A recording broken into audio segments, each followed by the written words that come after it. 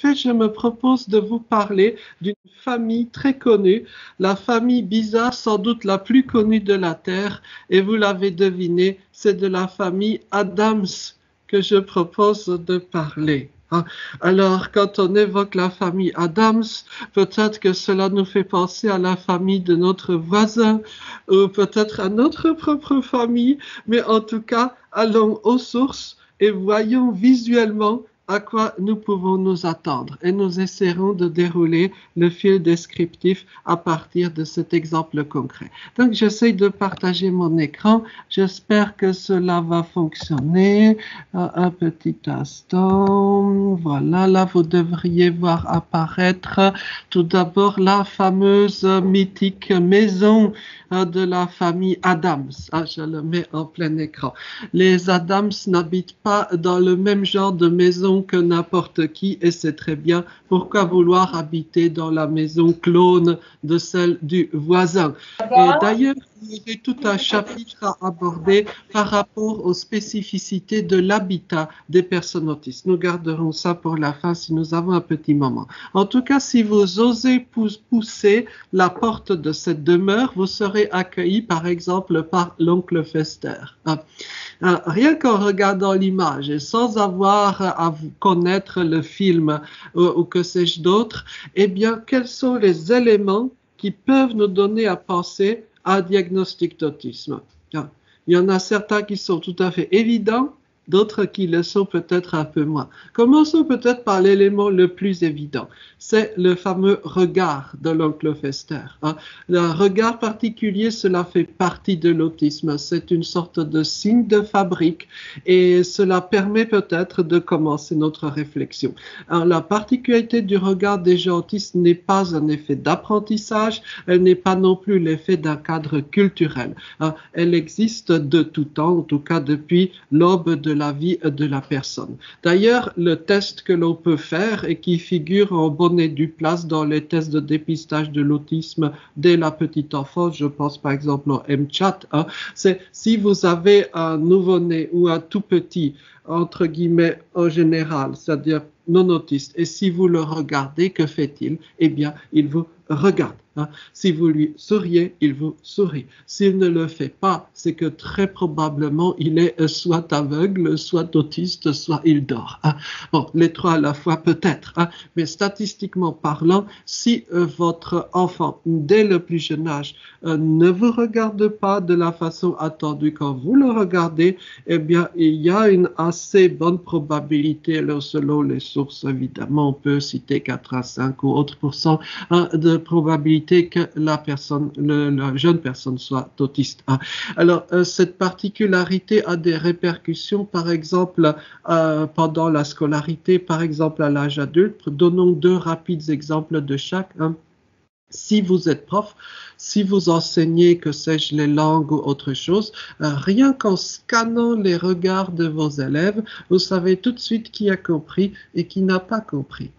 Imaginez maintenant d'avoir dans votre classe un élève autiste dont vous ne parvenez pas à lire le regard et dont vous croyez que le regard indique qu'il n'écoute pas votre cours.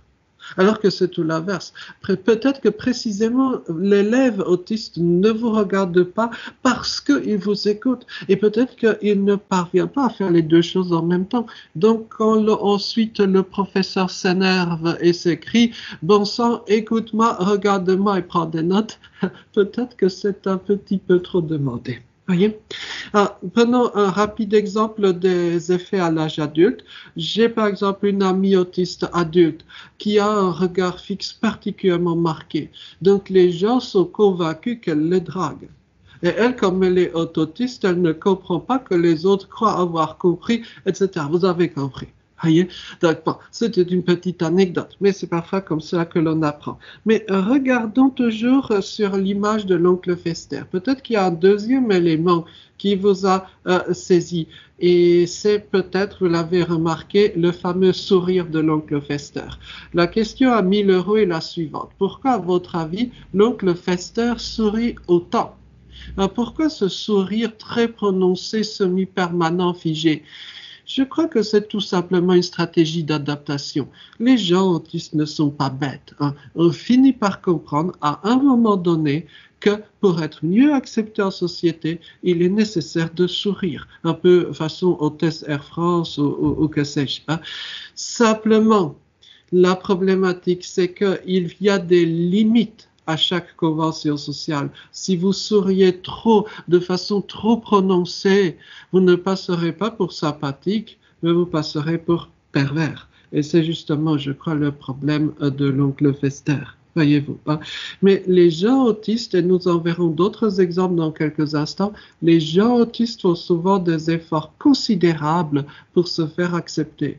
Alors, soit ces efforts sont totalement inappropriés et sont totalement à mille lieues de ce qu'il faudrait, ça c'est un premier cas de figure, mais aussi il y a le cas de figure de la personne qui a déjà beaucoup appris de codes sociaux et qui essaye tellement fort de bien faire que c'est à cause de cela précisément qu'elle commet des erreurs. En linguistique, on appelle cela l'hypercorrection. Voyez, c'est lorsque vous essayez avec de tels efforts désespérés de parler correctement une langue étrangère que précisément à cause de cela vous faites des fautes. Un exemple simple, si vous avez un ami américain qui apprend le français et que vous lui demandez comment s'appelle la capitale d'Amérique, il répondra Washington. Voyez, il essaie de prononcer à la française, sachant que les francophones le disent à l'anglaise. Voyez, c'était un petit exemple.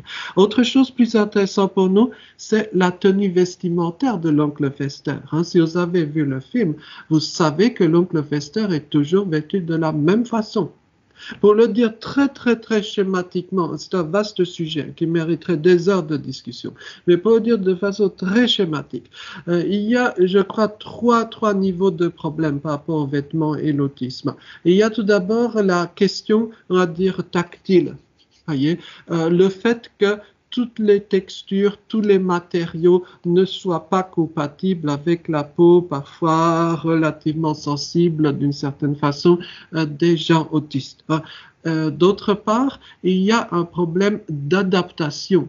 D'adaptation tout d'abord par rapport au temps qu'il fait. Le matin, il peut faire froid, l'après-midi chaud ou que sais-je. Savoir adapter sa tenue vestimentaire au temps qu'il fait, c'est très compliqué. Si on a un moment, j'allais dire, si on a le temps, c'est un mauvais jeu de mots, à la fin, nous pouvons voir quelques petites astuces pour faciliter cet apprentissage. Et puis, troisième problématique, la plus dure sans doute, c'est de savoir adapter sa tenue vestimentaire aux circonstances sociales. Ça, je l'avoue, je ne sais pas le faire. Voilà. En tout cas, c'était l'oncle Fester. Voyons, si vous le voulez bien, un autre personnage qui pourra nous accueillir dans la famille Addams. Il s'agit évidemment de Max, ou Lurch pour nos amis anglophones. Max, c'est souvent le personnage que l'on mémorise le mieux ou le plus. Et pour le dire avec un défaut total de politiquement correct, avouons-le, Max fait peur. Il fait peur aux gens. Et c'est à cause de lui, en grande partie, que les gens fuient la famille Addams. Pourquoi est-ce qu'il fait peur? Regardons bien l'image et essayons de comprendre. Il y a plusieurs paramètres. Je crois que Max fait lui aussi des efforts désespérés pour se faire accepter. Regardez le fameux sourire façon hôtesse Air France. Regardez sa tenue business, du moins il essaie d'avoir une tenue business, mais évidemment il rate le nœud de cravate. Regardez la coiffure qu'il essaye d'avoir, je dirais professionnelle, mais qui évidemment ne correspond pas tout à fait au standard. Bien entendu, je suis extrêmement gêné pour me moquer des gens, parce que moi-même, je ne suis jamais allé chez le coiffeur et ne sais pas faire un nœud de cravate. Voyez, donc je donne des leçons à la terre entière, mais je suis bien loin d'être en mesure d'être en adéquation avec ce que je débite. Voilà. Autre chose, pourquoi Max fait peur? Il y a un autre paramètre. Et celui-là est le plus intéressant, je crois. C'est que si vous avez vu le film, vous savez que Max ne parle pas. Il y a beaucoup de gens autistes non-verbaux. Mais est-ce qu'on a une représentation correcte du pourquoi? Est-ce qu'on sait réellement pourquoi telle ou telle personne est non-verbale? Réfléchissons à propos de Max. Max, quelle est sa fonction dans la famille Adams? Il n'est pas biologiquement membre de la famille, hein. Il est le majordome, hein, ou domestique, ou peu importe. Donc, pour être domestique ou majordome de façon efficace, vous devez comprendre les directives. Si le maître de maison commande un café au lait, vous devez savoir ce que c'est, vous devez comprendre les instructions, hein. Et Max le comprend très bien. Cela veut dire qu'il a accès au langage, il a toutes les facultés intellectuelles pour maîtriser le langage et d'ailleurs il le maîtrise. Ce qui pose problème ou fait défaut, c'est uniquement l'activité, je dirais, positive, la production active du langage. Voyez, ce n'est pas le langage en tant que tel. Dès lors, cela fait tomber un mythe extrêmement présent, hein, dans la tête des gens. La plupart des gens croient que les personnes non verbales le sont par défaut d'intelligence. Voyez, même si on ne le dit pas de façon aussi crue, hein. Ça, c'est la thèse la plus communément présente ou diffusée, hein. Mais je ne crois pas qu'elle corresponde à une réalité dans tous les cas du moins de l'autisme. Je crois que plus probablement la non-compétence verbale sur le plan actif de Max est plutôt liée à des problématiques de non-apprentissage, hein. Peut-être, mais on ne refera pas l'histoire avec des si, hein. Peut-être que si, dans son enfance, Max avait bénéficié d'un parcours orthophonique de qualité, je suis à peu près convaincu qu'il se serait exprimé de façon tout à fait fonctionnelle, hein. Pour peut-être vous le dire sous une autre façon, et pardon de m'appuyer sur un petit cas personnel, mais réfléchissons un instant. Pourquoi est-ce que vous, chers amis, vous parlez, hein? Est-ce que vous vous êtes déjà posé cette question? Je pense que vous parlez essentiellement parce que cela vous procure divers avantages. Si par exemple vous vous exclamez « j'ai soif », probablement qu'une bouteille d'eau se présentera devant vous comme par enchantement, hein. Donc cela crée un cercle vertueux, cela vous incite à communiquer toujours davantage, hein. Si par contre, au lieu et place de la bouteille, on vous frappait ou on se moquait de vous, il faudrait être fou pour tenter de continuer à parler, hein. Et dès lors, là où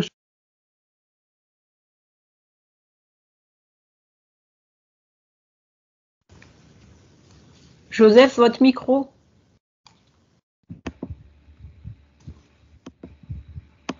Pardon. Je n'y ai pas touché. Je présente mes excuses. J'espère qu'il remarche.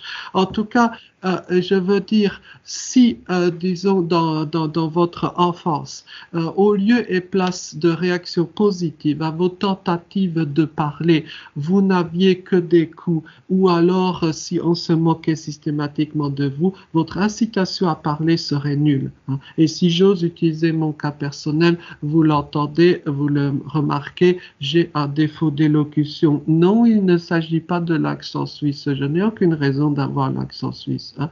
Mais étant donné que j'ai eu des problématiques d'apprentissage du langage oral, j'ai une particularité d'élocution.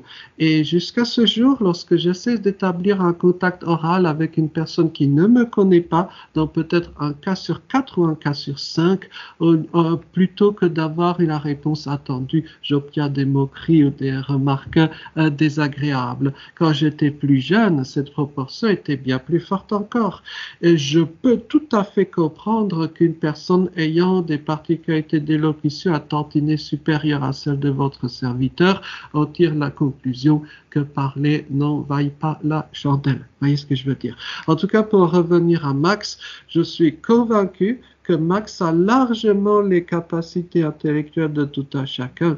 Simplement, toute la question est plutôt de la formation qui lui a été donnée ou pas durant l'enfance. Mais continuons notre petite balade dans la famille Adams et là nous rencontrerons une personne qui vous évoquera quelqu'un. Il s'agit donc de la petite mercredi. Voyez, quand vous voyez mercredi, à qui pensez-vous? Je crois que c'est assez évident, non? On dirait la sœur jumelle de Greta Thunberg, hein. Il y a comme ça des types humains assez saisissants, hein. Parfois, quand je montre l'image de mercredi, les gens me disent, mais elle est inquiétante. En êtes-vous si sûr? Non, elle n'est pas inquiétante. Pour vous taquiner quelque peu, je dirais que s'il y a quelqu'un d'inquiétant sur l'image, ce pourrait être plutôt les personnes à l'arrière-plan. Oh, mais je n'ai rien dit, excusez, hein. Mais en tout cas, le réalisateur a dû bien s'amuser en maximisant le contraste entre mercredi et d'autres personnes, hein. Alors, si on y réfléchit bien, Greta Thunberg nous en apprend beaucoup plus sur l'autisme que sur le changement climatique. Avez-vous remarqué? Ben oui, parce que si vous regardez et écoutez Greta Thunberg, franchement, vous n'en apprendrez pas beaucoup, hein, sur le changement climatique. Par contre, sur l'autisme, beaucoup, hein. Surtout si vous lisez les textes de la mère de Greta Thunberg, où elle relate les problématiques alimentaires et autres, hein. Mais juste parce que le temps nous est compté, le cas de Greta Thunberg est à mon avis saisissant, parce qu'il nous montre comment tout ce que les manuels médicaux listent comme étant autant d'insuffisance, de défaillance, de handicap, pourquoi pas, dans le cas de Greta Thunberg et dans certaines circonstances, cela peut devenir autant d'atouts, de points positifs. Cela vous causera mille et un tourments, par exemple pour trouver un emploi, pour être accepté dans la société. Ceci étant, ce pourra aussi devenir votre atout. Pourquoi est-ce que vous croyez que Greta Thunberg, dès l'âge de 14 ans, a pu être militante, a pu parler sur le même ton aux clochards, à des rois, à des empereurs? Tout simplement du fait ou grâce à cette absence de sens hiérarchique. Ou alors, encore peut-être deuxième point, les personnes autistes, ça c'est un vaste sujet, on pourrait en parler fort longuement. Les personnes autistes ont un centre d'intérêt spécifique auquel elles consacrent le meilleur de leur vie. Évidemment, si vous êtes ado et si vous vous consacrez par exemple à votre collection de bouteilles d'eau en plastique, vous ne serez pas le plus populaire, hein, du bahut, hein, c'est certain. Vous serez objet de diverses moqueries. Par contre, vous deviendrez très compétent dans le domaine. À ce que je dis parfois à des ados autistes qui sont dans ce cas de figure, je leur dis qu'il est scientifiquement prouvé que les personnes les plus populaires au collège-lycée ont la suite de vie la plus misérable. Oui, c'est un petit peu brutal, mais je crois qu'il y a quelque chose de véridique là-dedans, hein. Donc, nous pouvons ici voir cet exemple, on peut en parler encore longtemps. Et d'ailleurs, si dans les questions, vous souhaitez aborder le sujet des centres d'intérêt, n'hésitez pas. Dans la famille Adams, nous verrons encore une personne, à savoir Machin, it avec 2 T en anglais, le voici. Si vous imaginez, vous êtes assistante sociale, vous rencontrez Machin. Qu'est-ce que vous lui proposerez en premier lieu? Hein? Quelques problématiques de coiffure peut-être, non? Voilà, je suis bien d'accord avec vous, hein. Encore que ce soit bien plus aisé à dire qu'à faire, hein, comme en témoigne mon petit cas personnel, hein, sachant qu'encore une fois, je ne suis jamais allé chez le coiffeur. Mais si vous regardez l'image, il y a autre chose peut-être plus curieuse, hein. Regardez la tête, hein, de Machin. Qu'est-ce qu'il a? Eh bien, il porte un chapeau et des lunettes noires. Sauf que, regardez, il est à l'intérieur, il est chez lui. Est-ce que vous portez chapeau et lunettes de soleil quand vous êtes chez vous? J'en doute fort. Pourquoi le fait-il? Ah non, pas pour se cacher, hein. C'est tout simplement pour des raisons sensorielles, hein. L'autisme, les gens autistes sont concernés, pas absolument tout ça, mais dans la plupart des cas par des problématiques sensorielles, hein. Alors, pendant longtemps, on les avait un peu négligés. Présentement, on en parle même, j'oserais dire, pardonnez, un peu trop, au sens où certaines présentations sur l'autisme portent exclusivement sur les aspects sensoriels, ce qui me semble un petit peu excessif. Mais bon, ça c'est une remarque personnelle. Ici, en l'espèce, Machin, oui, il y a des problématiques visuelles. Si par exemple j'ai présentement une casquette ou un chapeau, cela coupera toutes les agressions visuelles lumineuses venues d'en haut, c'est-à-dire la grande majorité parce que la lumière vient généralement d'en haut. Hein, voyez? Mais il y a un autre élément sur cette image, un élément qu'en général les gens ne voient jamais, pourtant c'est ce qui pourrait nous faire hurler. Hein. Regardez le décor, regardez autour de machin. C'est chez les Adams. Je ne sais pas si chez vous c'est aussi joli que chez les Adams. Les Adams habitent dans un vrai palais. Les Adams ont un sens esthétique et de la propreté absolument remarquable. Hein. Et ça, c'est l'un de mes sujets préférés. Hein. Autisme et esthétique ou autisme et design. Hein, voyez? Donc, on n'aura pas le temps de l'aborder aujourd'hui. Mais néanmoins, on peut en tirer quelques, au moins, amorces de réflexion. C'est que la sensibilité visuelle des gens autistes peut être une vraie bénédiction en termes de créativité, en termes de mémoire des détails, et cela peut déboucher sur des métiers. Hein. Les gens autistes peuvent avoir des compétences tout à fait remarquables en termes de design. Le monde de la haute couture est bourré d'autistes, et oui, et je crois qu'il y aurait des métiers à envisager. Hein. De façon symétrique, vous imaginez aussi aisément la détresse que doit ressentir par exemple le machin quand on le met dans un environnement sale, disharmonieux, où l'harmonie des styles n'est pas respectée. Bon, ça c'était une petite taquinerie. Mais peut-être concluons sur les Adams. En fait, pourquoi j'aime l'histoire des Adams? C'est parce que c'est une histoire vraie. L'histoire des Adams a été écrite par un dénommé Charles Adams. Vous le voyez, c'est son vrai nom. C'est sa famille à lui qu'il décrivait. Et dès lors, il y a des questions d'un extraordinaire réalisme chez les Adams. Voici la première, et peut-être la seule que nous verrons. Les Adams se demandent constamment pourquoi est-ce que les autres les rejettent. Si vous travaillez avec des adultes ou avec des ados, pas forcément avec des enfants, hein, mais si vous travaillez avec des ados, avec des adultes, cette question, on vous la posera sous mille et un angles et avec différentes formulations. Pourquoi est-ce que les autres me rejettent? Et il n'y a pas de réponse évidente. Quelle est la réponse que les Adams se donnent? Ils en ont trouvé une, hein, et disent c'est parce que nous avons des origines espagnoles.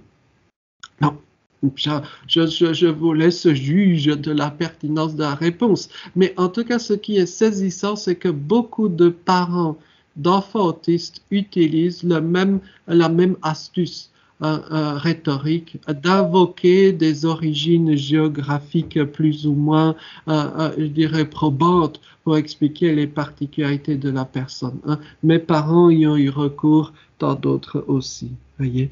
Donc, savoir peut-être expliquer à la personne autiste pourquoi elle est rejetée, ça c'est une tâche qui devrait nous donner davantage à réfléchir. Pourquoi? Parce que si on ne fait pas ce boulot-là, comment est-ce que la personne va se construire? Je vous donne un exemple. Imaginez, vous arrivez, et c'est la bonne période pour en parler, vous arrivez pour la première fois à l'école, c'est le jour de la rentrée. Vous vous retrouvez devant l'école avec 200 ou que sais-je combien autres enfants qui ne se connaissent pas au début. Que se passe-t-il humainement quand vous mettez 200 ou 300 enfants ensemble? Au bout de quelques instants, des groupes se constitueront. Tout le monde sera un groupe. Et les liens se font parfois de la façon la plus aléatoire et, pardonnez le terme, j'oserais dire la plus stupide. Ce sont des petites discussions du type « Tu viens d'où ?» Je viens de Pétaouchnut, la forêt. Ah, ma tante Adélaïde habite là-bas. Voyez, la discussion n'a aucun intérêt en soi, mais ça y est, le lien est établi. Par contre, quel sera le seul enfant qui ne fera partie d'aucun groupe Eh bien, c'est vous, c'est l'enfant autiste. Si l'enfant autiste n'a pas connaissance des fins mécanismes de l'autisme, quelle sera la seule, je dis bien la seule explication rationnelle et possible lui venant à l'esprit? C'est qu'il y a un complot contre lui. Voyez. Et si ensuite les choses se passent mal à l'école, si les parents décident de le mettre dans une autre école, eh bien le même scénario se répétera. Et donc la seule explication sera que désormais le complot est mondial. Voyez? Donc c'est comme cela que l'on devient parano. Et oui, beaucoup d'adultes autistes sont parano, hein, parfois gravement. Parfois, cette paranoïa leur gâche totalement la vie. Hein. Et donc nous, professionnels, j'ose me mettre dans le nous, hein, nous, professionnels, devons veiller à cela. Nous devons peut-être veiller à ce que ces paranoïas, j'allais dire traumatiques, hein, donc issus de traumatismes sociaux, n'empêchent pas gravement la vie humaine. Sa paranoïa peut avoir son utilité, hein, vous voyez, elle peut être destinée à se protéger quand on a été victime d'abus graves. Beaucoup de gens qui l'ont été. Hein, elle peut avoir une utilité, mais néanmoins, il faudrait trouver des aménagements pour que malgré tout la personne puisse avoir une existence relativement correcte. C'est possible, mais il faut l'avoir à l'esprit. Hein. En petit bonus, avant de clore tout à fait le chapitre Adams, je vous propose de partager la remarque d'un ami adulte autiste. Et il avait déclaré qu'à chaque fois, quand il était enfant, qu'il entrait dans une nouvelle classe, la première chose qu'il faisait, c'était qu'il comptait ses camarades de classe. Vous direz peut-être, ah, mais c'est Rain Man, il compte tout ce qu'il voit. Non, non, non, ce n'est pas du tout ça. C'est que tout simplement, s'il aboutissait à un total impair, eh bien, il disait à chaque fois qu'on travaillera en binôme, je serai seul. Voyez. Et ça, c'est un adulte de 50 ans qui vous raconte cela, hein, donc cet ami-là. Et ça veut dire que pendant des décennies, ce souvenir-là marqué, voyez, sans que, évidemment, dans l'enfance et l'adolescence, il puisse l'exprimer. Voyez. Donc, cette petite vidéo, face à quelques images de la famille Adams, peuvent nous donner à réfléchir. Hein. Et je crois que ces images peuvent traduire une chose, c'est que les personnes autistes, eh bien, sont beaucoup plus présentes qu'on ne le croit dans les médias, dans la culture. Mais est-ce qu'on saura le comprendre? Est-ce qu'on saura mettre en valeur ce que nous devons aux personnes autistes, à ces personnes souvent rejetées, méprisées? On pourrait faire une sorte de petit diaporama, mais ce sera, si vous voulez bien, pour une autre fois, parce que le temps nous est compté. Alors, je vous propose actuellement, si vous le voulez bien, d'explorer quelques petites vignettes, quelques petites situations autour de l'autisme. Et comme j'assume un peu ma situation d'électron libre, je ne le ferai pas en vous faisant défiler une énième fois le fameux texte du DSM ou en vous infligeant je ne sais quel, je dirais, propos savants, quoi. Hein. Je vous propose de continuer notre exploration par un voyage au Japon. Hein. Alors, pourquoi un voyage au Japon? C'est très simple. Beaucoup de gens autistes se passionnent pour le Japon. Hein, peut-être que vous en connaissez, non? Hein? En tout cas, je peux peut-être vous faire une indiscrétion, c'est que ma sœur adorée est une fan absolue de Japon, quoi. Hein, voyez? Et donc, pourquoi le Japon? On pourrait s'intéresser à je ne sais quelle autre chose. C'est qu'il y a des liens tout à fait étonnants entre la culture japonaise et l'autisme. Hein. Je vais essayer de vous l'articuler autour de quelques images, mais avant cela, quelques réflexions. Par exemple, au Japon, si vous détestez le bruit, ben, bienvenue, quoi. Hein. Les Japonais n'aiment pas le bruit, ils parlent à voix basse, et quand, par exemple, un parent veut engueuler son enfant au Japon, il lui dit « ta voix est devenue grosse ». C'est l'une des pires choses que l'on puisse dire à un enfant japonais. Voyez, au Japon, si vous ne regardez pas dans les yeux, mais c'est très bien, c'est considéré comme poli de regarder par terre. Il ne faut pas regarder votre interlocuteur japonais dans les yeux, c'est très mal mal poli. Hein. Également, les Japonais, ça bien avant le Covid, avaient un mode de vie tout à fait autistique, absence de contact physique, etc. Il n'y a que les barbares européens qui se serrent la main, quoi, hein, et qui parfois, horreur, malheur, se font la bise. Hein, voyez-vous. Donc, au Japon, il y a un mode de vie beaucoup plus autiste compatible. Et si vous vous intéressez à des choses bizarres, vos parents européens seront totalement dans la détresse. Par contre, si vous avez des parents japonais, ils seront très contents. Hein? Donc, sur ces bonnes paroles, faisons un petit tour visuel au Japon. J'espère que cela vous plaira et j'espère que peut-être cela vous donnera envie d'explorer certains aspects du fabuleux petit monde des autistes. Alors, voici donc, je partage à nouveau mon écran. Ça devrait s'afficher. Voilà. Ici, pardonnez, ici nous voyons un exemple tout à fait classique que je n'ai même pas sélectionné particulièrement de design japonais. Hein. Alors, quelles sont les remarques? C'est tout à fait aussi un design autistique. Hein. Donc vous remarquerez évidemment la propreté, mais faut-il le redire, le caractère très sombre des lieux. Hein. Plus une maison est traditionnelle au Japon, plus elle est sombre. Les temples anciens sont extrêmement sombres. Hein. Question de sensibilité visuelle. Vous remarquerez les couleurs non criardes. Vous remarquerez également et surtout ce travail sur les lignes qui est extraordinaire. Je connais un certain nombre de gens autistes qui, pour rien au monde, n'accepteraient d'habiter une demeure qui ne fût pas donc une demeure de style art déco. Hein, voyez, précisément à cause donc de ces lignes-là. Voyons maintenant une rue, une photo prise tout à fait au hasard par votre serviteur, une rue de Kyoto. Hein. Donc nous remarquerons à nouveau l'extraordinaire propreté, les couleurs, certes, mais à nouveau ce travail sur les lignes. Hein. Bien que les maisons soient d'un style différent, on peut observer que très curieusement, il y a une continuité des lignes. Hein. Venons-en à une gare maintenant. Voici donc une gare au Japon. Hein. Vous remarquez plusieurs choses. Bon, la propreté, n'y revenons plus. Le fait que le panneau soit en noir et blanc. Ça, chers amis, ça c'est une vieille astuce, si vous me permettez. Hein. D'ailleurs, mon amie Brigitte Harrison l'a bien articulé par rapport aux pictogrammes, notamment pour les plus jeunes. Hein. Les pictogrammes dont on peut être à peu près sûr qu'ils ne poseront pas de problème sensoriel sont en noir et blanc. Bien entendu, libre à vous de mettre des couleurs si vous savez ce que vous faites, si vous connaissez la personne, mais par principe de précaution, le noir et blanc peut être tout à fait indiqué.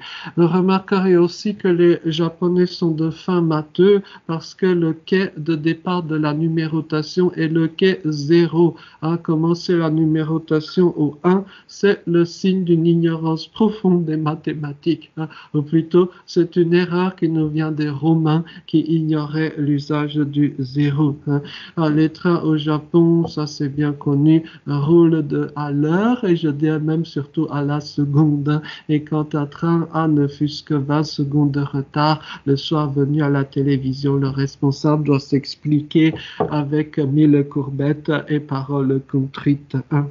Alors, pourquoi est-ce que les trains au Japon roulent à l'heure? Regardons la chambre à coucher d'un chef de gare. Et là, chers amis, vous pousserez sans doute un grand cri, parce que vous remarquerez sur le mur l'emploi du temps mural. Oui, c'est bien cela. Hein. Une succession de vignettes qui nous indiquent les tâches à accomplir minute par minute, souvent d'ailleurs avec une image. Hein. Donc, comme quoi, les méthodes développées dans l'autisme ne sont pas nouvelles, elles existent ailleurs et elles sont utilisées avec succès ou bonheur.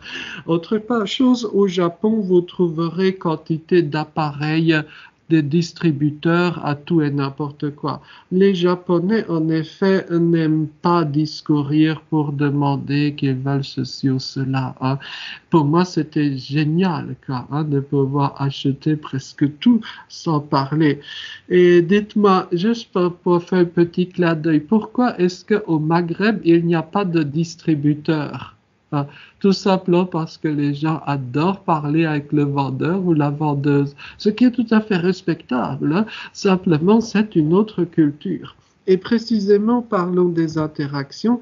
Le Japon est connu pour sa grande politesse. Et c'est vrai, hein, quand vous marchez au Japon dans la rue, les gens font la courbette devant vous et même le policier fera la courbette devant vous. Hein, et vous entendrez sans cesse des phrases de grand respect honorifiques répétées en boucle. Bref, alors tout cela est très très intriguant, hein, mais quand on y songe un peu, à quoi ça sert? Ça sert, à mon avis, à éviter les interactions spontanées. Et les gens autistes, un peu comme Greta Thunberg ou autres, ne sont pas très forts en termes d'interaction spontanée. Hein.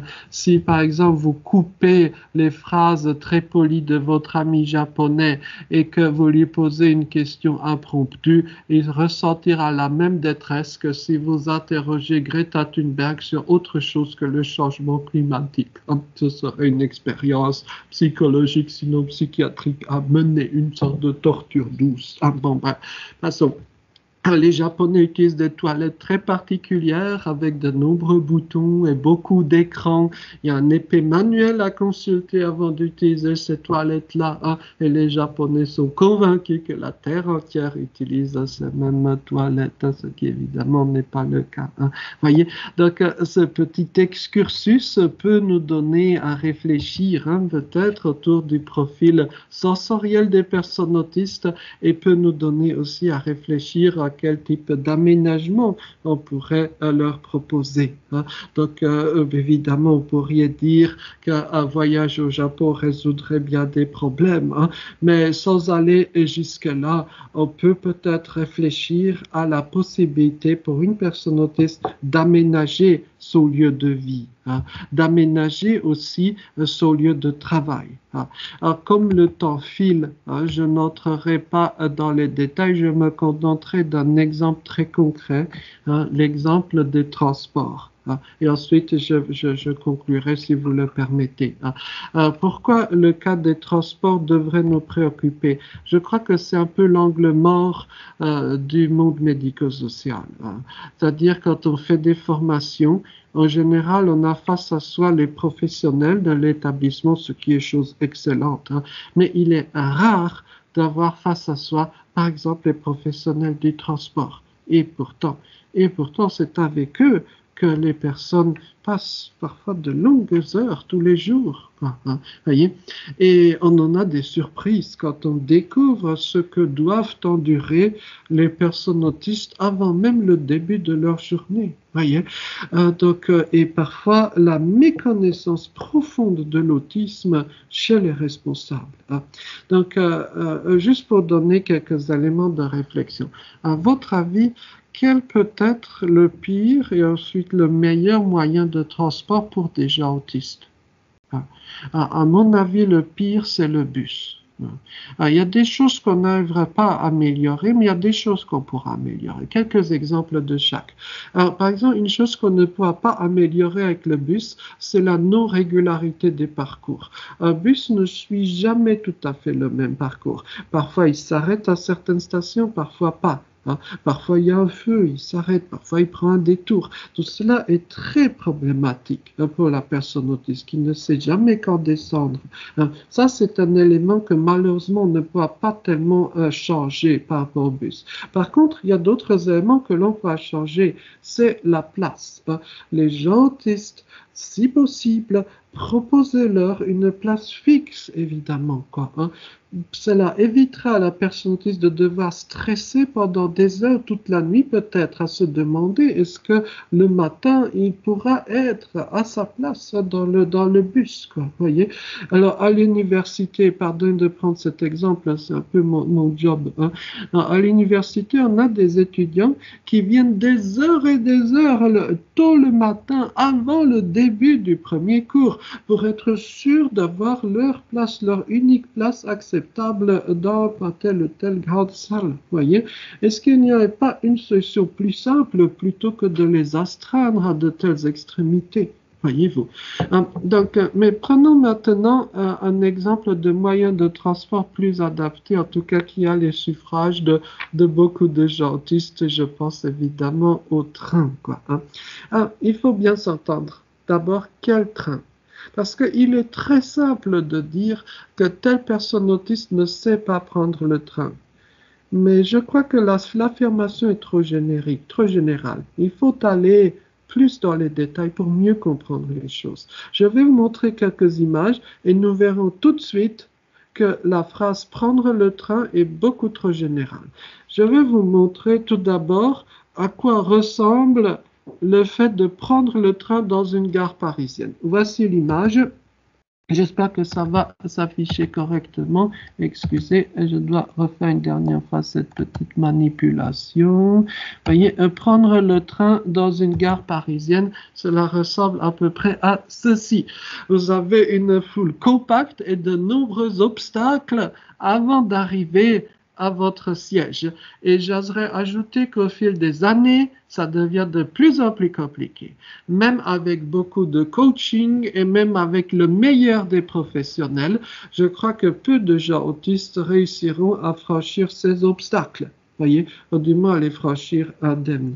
Et ne comptez surtout pas sur le service handicap de la SNCF, qui ne s'occupe que des fauteuils roulants. Bref, c'est un autre débat. Donc ici, oui, prendre le train, ça peut être quasiment impossible, mais non, ce n'est pas dû à une méconnaissance des conventions sociales. Ici, c'est tout simplement lié à un environnement inaccessible, tout comme le fait qu'une personne en fauteuil roulant ne puisse pas monter les escaliers, ce n'est pas lié à un déficit d'intelligence, entendons-nous bien. Mais maintenant, voyons une autre image, une photo que j'ai prise il y a quelque chose comme 2 ans, d'un train tout à fait banal en Finlande. Voici. Alors, c'est plus précisément le compartiment à autistes d'un train tout à fait quelconque en Finlande. Vous remarquerez que le compartiment est lourdement insonorisé. D'autre part, il est bleuté, oui, pourquoi pas. Il y a un système de filtrage d'air. Et pour réserver cet emplacement, lorsque vous achetez votre billet, il y a un menu déroulant et vous choisirez l'emplacement sensoriel. Et cerise sur le gâteau, comme les autistes en principe sont honnêtes, le contrôleur, quand il passera, ne vous dérangera même pas. Voilà, bon, bref. Tout cela pour dire que ce genre d'emplacement se multiplie dans les trains. Les derniers modèles de trains aux Pays-Bas ont des espaces de ce type. C'est tout à fait intéressant à découvrir. Dans ces conditions-là, je crois que la personne autiste, même avec relativement peu de coaching, pourra prendre le train. Voyez ? Tout simplement parce que la phrase recoupe une toute autre réalité que ce que nous avons vu précédemment. Et si j'ose ajouter, alors c'est juste avant de finir, un petit clin d'œil un peu personnel. Donc je passe une bonne partie de ma petite existence en Belgique. Je travaille pour une université, l'université de Louvain.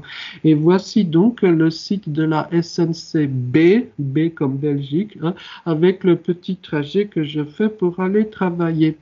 Donc, bon, le site est bleu, c'est déjà une bonne chose, mais blague mise à part, quelle est la différence entre un train type en Belgique et un train type en France? Il y en a plusieurs.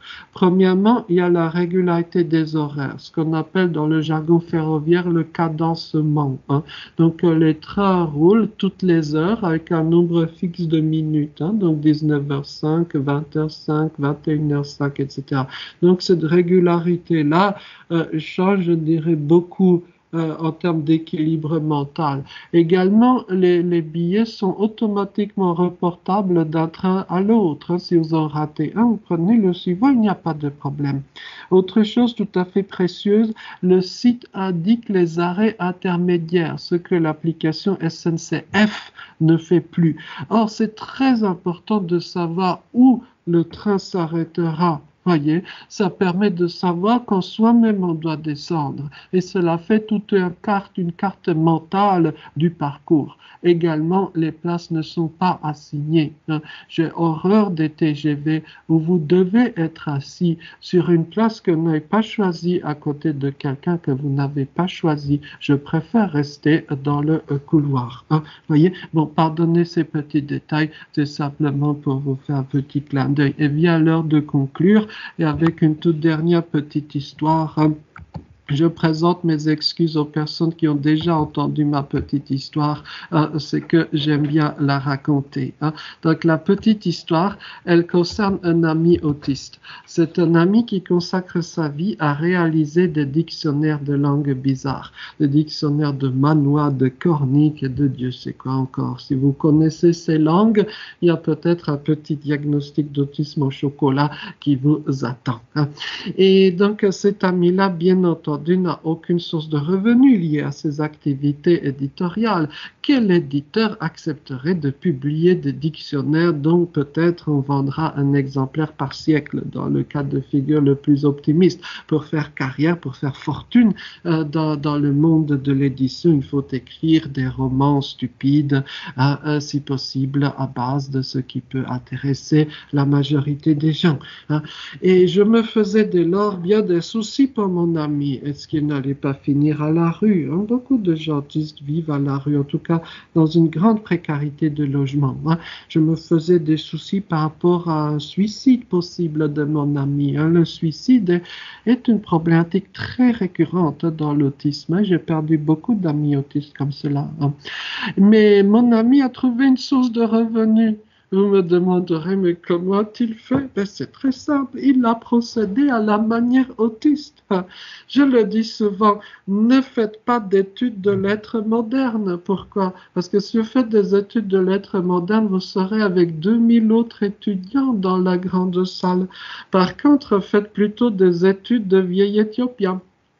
Voyez? Parce qu'en classe de vieil éthiopien, vous serez seul avec le prof. Voyez, un prof qui sera ravi d'avoir un élève après 20 années de disette. Et le prof sera au moins aussi chelou que vous.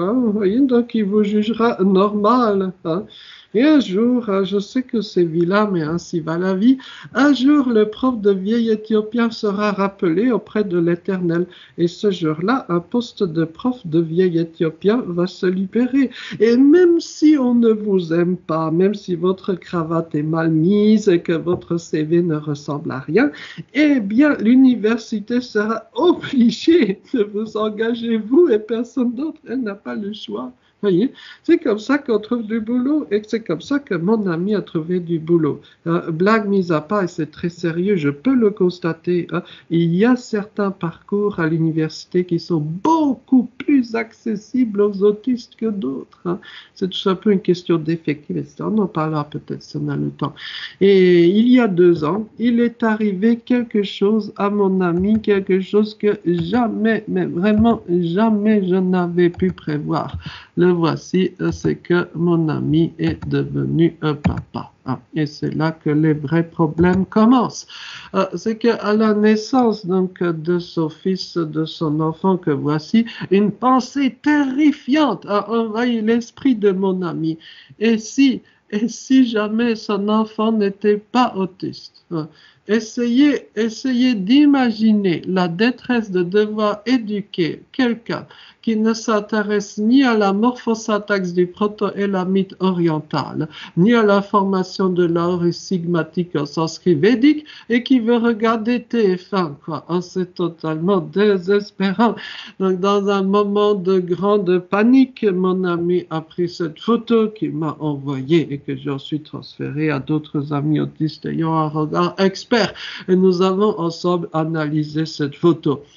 Après mes camarades, il semblerait que le tout petit, il semblerait qu'il ait déjà le regard autiste. Donc, ouf, les parents sont soulagés. Bon, quand on connaît un peu les 2 parents, on sait qu'il y avait peu de risques qu'il en eût été autrement. Comme on dit de façon populaire, les chiens ne font pas des chats. Voilà. En tout cas, je pense que mon ami, donc le papa, sera un bien plus fiable et peut-être meilleur papa qu'un certain nombre de gens qui pensent être normaux. Et si je peux ajouter une toute dernière phrase, c'est une phrase que j'aime bien. C'est une phrase qui est tirée de la Constitution suisse et dans sa version française, elle s'énonce comme suit: la force de la communauté se mesure au bien-être du plus faible de ses membres. Voilà, merci beaucoup, merci de votre patience.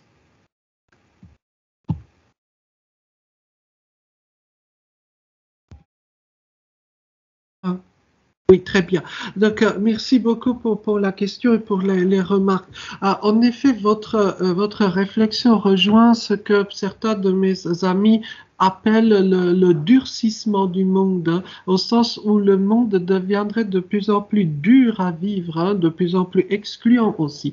Et il y a une part de vérité, hein. Quand on y songe, l'autisme a toujours existé, hein, dès la préhistoire. C'est d'ailleurs tout un sujet passionnant de discussion sur le rôle des gens autistes pendant la préhistoire ou le Moyen Âge, hein. Simplement, il y avait des débouchés pour les personnes différentes au Moyen Âge, par exemple, hein, ou tout simplement, il y a encore 2 siècles. Que devenait une personne autiste, dirions-nous, type, hein, il y a 2 ou 3 siècles? Eh bien, il y avait une première possibilité tout simplement de travailler comme berger, hein. Les bergers ne sont pas nécessairement des gens avec des facultés interpersonnelles extraordinairement développées, hein. Si au contraire vous êtes une personne extrêmement à l'aise avec le contact social et que vous recherchez ce contact, ne faites pas berger, vous allez souffrir, quoi. Et de nos jours, ce métier-là a quasiment disparu.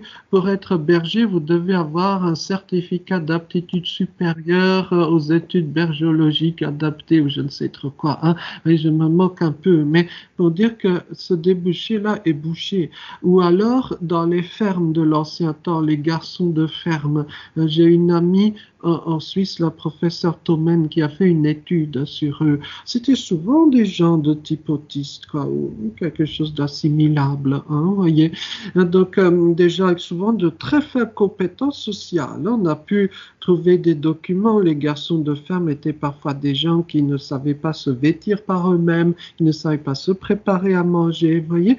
Donc, la ferme leur donnait un petit quelque chose à manger en échange de soins réguliers aux animaux, quoi, vous voyez, où la régularité et toutes ces qualités liées à l'autisme étaient mises en valeur, quoi. Ou alors être marin, quoi, hein. Ça, c'était les jeunes hommes autistes d'un certain temps, hein, quand ils étaient totalement perdus. On les embarquait parfois de force sur des navires. Ensuite, le matin venu, le navire partait. Et il y en a d'ailleurs un comme ça qui est devenu très célèbre, c'était le futur grand Charles Darwin, hein, qui était l'un de ces jeunes hommes paumés, hein, qui a été emmené sur le Beagle à l'aventure. Vous voyez, c'est comme ça que commencent parfois les histoires, hein. Donc, est-ce que nous, dans notre monde actuel, nous saurons retrouver, hein, un certain nombre de débouchés, ou bien est-ce que cette dureté du monde que vous avez très bien soulevée dans votre propos, est-ce que elle balayera tous les autistes en plus de balayer une bonne partie des non-autistes aussi, hein, vous voyez, sans vouloir entrer dans une autre tirade, juste réfléchissons aux évolutions du bac, hein. Le bac qui de plus en plus se centre sur des oraux, où on teste la capacité de persuasion, la teneur du discours, la tenue sur la chaise de la personne, vous voyez. Est-ce que ce n'est pas préparer un massacre d'autistes, quoi, hein? Est-ce que notre monde devient réellement inclusif? Bon, ce sont des questions un petit peu génériques, quoi, hein, mais elles doivent être posées parce qu'elles nous montrent que si nous ne déployons pas des mesures d'aménagement, des mesures d'inclusion, eh bien, nous irons au désastre commun.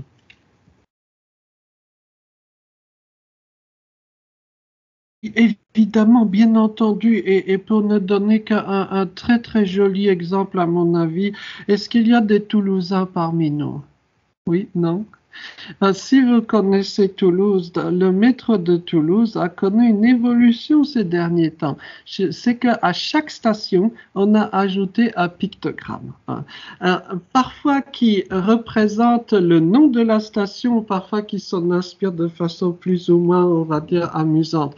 Alors, certaines fois, c'est assez évident. Il y a par exemple la station Patte-d'Oie, hein, qui évidemment est représentée par une patte d'oie, hein.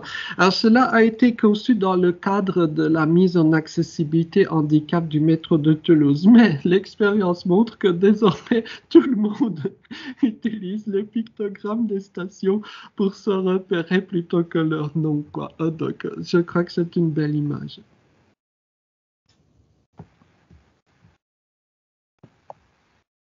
Ah, s'il y a d'autres questions, n'hésitez pas, quel que soit le sujet, il n'y a pas de questions bêtes.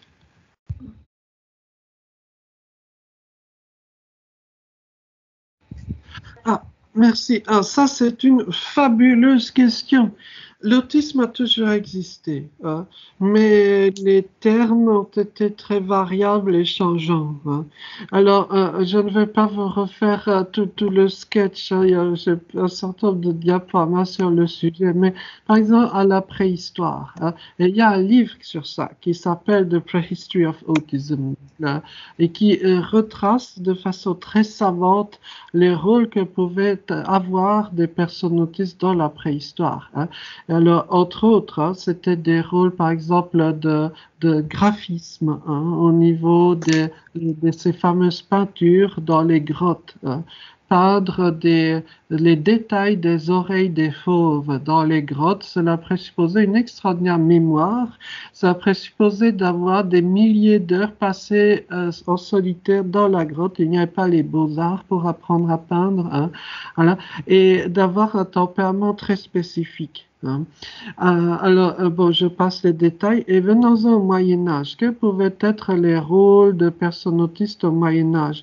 Eh bien, quand vous lisez les histoires de saints, les hagiographies, il y a beaucoup de gens qu'aujourd'hui on qualifierait d'autistes, hein, et parfois avec une telle précision de détails qu'on se dit qu'on ne peut pas l'avoir inventé.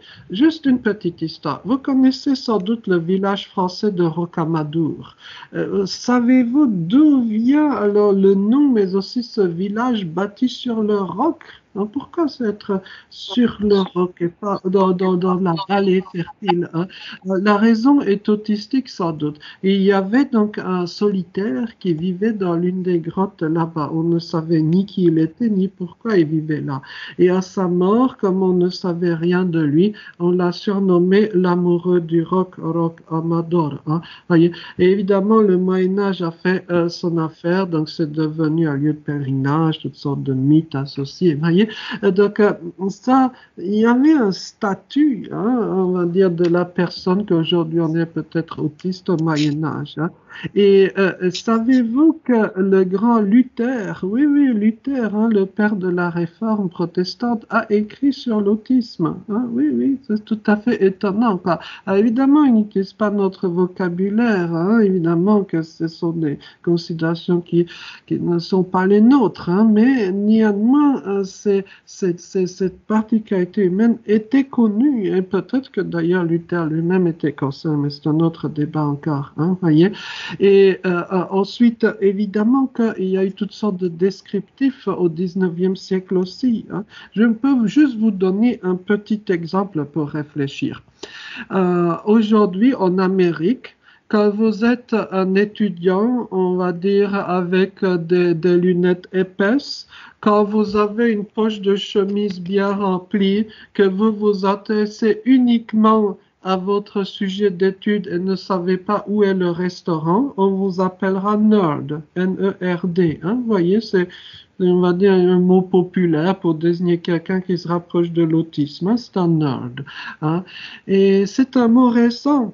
Dans les années 1920, il n'y avait pas ce terme-là. Pourquoi est-ce que le terme nerd n'existait pas en Amérique dans les années 20 pour désigner un étudiant? Ben, tout simplement parce qu'on disait un bon étudiant, point. Voyez, hein. Il y avait un rôle, un statut social pour ce genre de personnes, hein. Et les grands universitaires allemands du 19e siècle, mais ils étaient quasiment tous comme ça, quoi. C'est des gens asociaux au possible. D'ailleurs, les cours dans l'université allemande à son apogée, fin 19e, début 20e, c'était des cours à 2 ou 3 personnes, pas plus, quoi, hein. C'était vraiment le prof chelou qui choisissait son successeur chelou, quoi, hein. Je le dis un peu de façon triviale, mais on pourrait le développer presque à l'infini, quoi. Donc, il y avait toujours des labels sociaux pour caractériser ces gens, quoi, hein. Donc maintenant, bon, c'est le label autisme, hein, on verra ce qu'il en sera dans je ne sais combien d'années, mais est-ce que notre société à nous au-delà des histoires de l'appel, sera proposé en devenir aux gens différents, quoi. Hein. Enfin, ça, je crois que c'est ça la vraie question. Non pas celle liée au langage, mais celle liée aux personnes.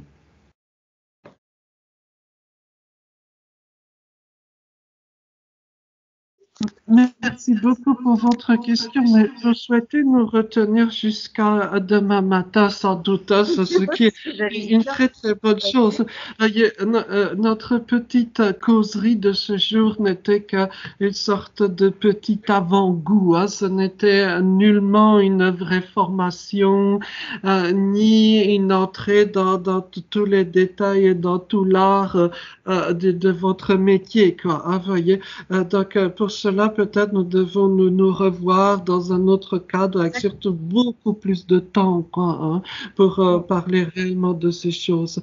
De façon vraiment générique, et je m'en tiendrai à une phrase, je crois que l'une des meilleures façons de découvrir l'autisme, mais d'autres choses aussi, c'est de fréquenter les gens en question. Voyez.